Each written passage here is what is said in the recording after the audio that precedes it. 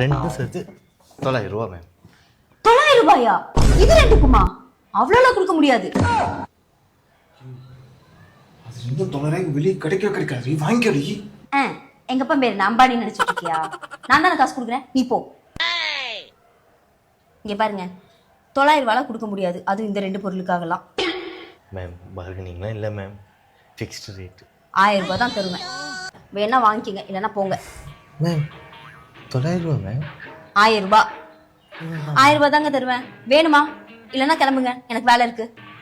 கஷ்டம்தான், பரவாயில்ல கொடுங்க மேம். 1000 ரூபாய். வாங்கிட்டியா? எவ்வளவுக்கு வாங்க? 9,000 ரூபாய் சொன்னாங்களா, வெறும் 1000 ரூபாய்க்கு.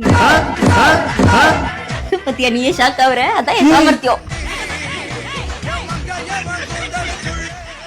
இந்த மாதிரி வீட்டுக்கு ஒன்று இருந்தா போதும்.